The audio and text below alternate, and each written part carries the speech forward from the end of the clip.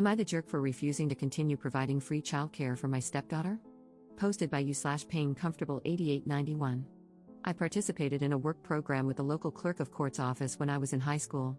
They hired me after I graduated, and I reached 30 years of service before I turned 50. With 30 years of service, you can receive your full pension at any age. I worked until my first grandchild was born, then retired to be grandma daycare. I have 5 grandchildren, an 8-year-old boy from my stepson, a 7-year-old boy from my son, a 5-year-old girl, and an 18-month-old boy from my daughter. I babysat all of them without issues or complaints. I still care for the 18-month-old Monday through Friday and watch the older ones during the summer and school holidays. My stepdaughter and her boyfriend have been non-stop drama since before their baby was born. When she was 10 weeks pregnant, they gave me a 3-page list of rules for babysitting. They said if I didn't sign it, I wouldn't be allowed to babysit. I told them I understood their need to do what was best for their baby and assured them there would be no hard feelings if they made other childcare arrangements. Some rules were almost understandable, but most were downright ridiculous, and none of them were going to work for me. I don't remember all the rules, but here are some examples. I couldn't take the baby anywhere without their permission. I couldn't watch more than one additional child while babysitting. I couldn't cook. I had to provide the full name, date of birth, and address of any potential visitors for their approval before the person could be around their child. They had to know any time I had a guest over, who it was, and how long they stayed. My 9-year-old cat would have to be kept out of any room the baby might be in, even when the baby wasn't there, and I couldn't get another pet without their agreement. When she was 7 months pregnant, they returned with revised rules in an attempt to compromise. Again, I told them their expectations didn't fit with my life and encouraged them to find other childcare.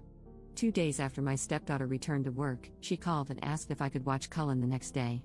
I agreed but made it clear I would provide safe, appropriate care based on my judgment, and wouldn't tolerate complaints or accusations of violating their rules. I wanted it to be very clear that I wasn't agreeing to any of their conditions. My stepdaughter was fine when she dropped Cullen off and picked him up, but I felt like she interrogated me every time. It was tolerable, but her boyfriend was downright rude. By Sunday, I would dread the start of the week because of their behavior, especially his.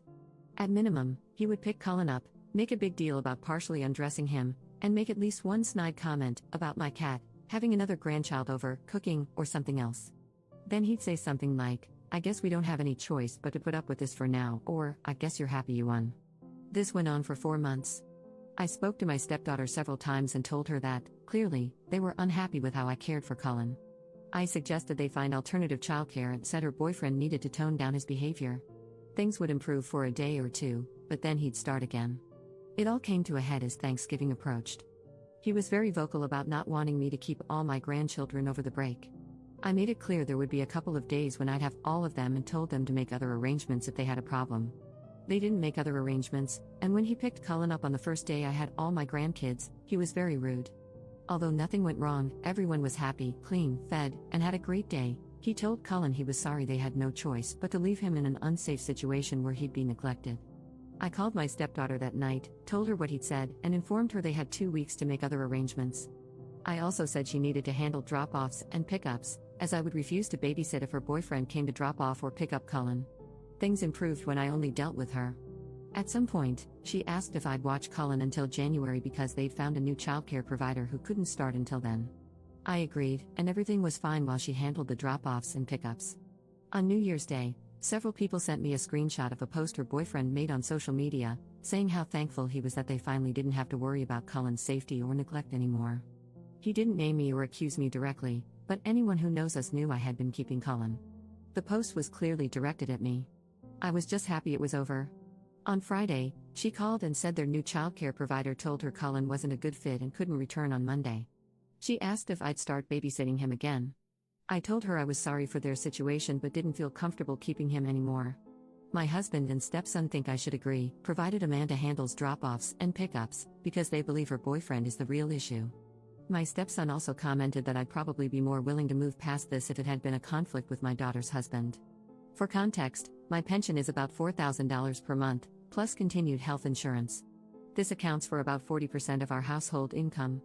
Am I the jerk for refusing to watch Cullen again? Update 1 day later. First, let me address the common suggestion that Amanda's boyfriend is purposely sabotaging their childcare to trap her at home. They make roughly the same amount of money and definitely can't afford to lose half their income. I seriously doubt he wants her to stay home. Second, I would never tell my stepson to find someone else to watch his child because of a simple difference of opinion. My grandson and I have a very close bond. He's the oldest, and it would break both my heart and his if he didn't come spend his holidays and summers with me. Plus, he's a huge help with the little ones when I have them all and things get hectic. I would never be so petty as to make him, and all my other grandchildren, suffer because of an adult disagreement. I sort of asked around about why they were dropped by their new sitter so quickly. Apparently, they weren't. Amanda picked Cullen up and dropped him off both days he went, and everything was lovely. He did cry quite a bit, but they expected that to improve as he adjusted to not being held as much. My husband and stepson talked to Amanda, and she said they realized they can't afford daycare.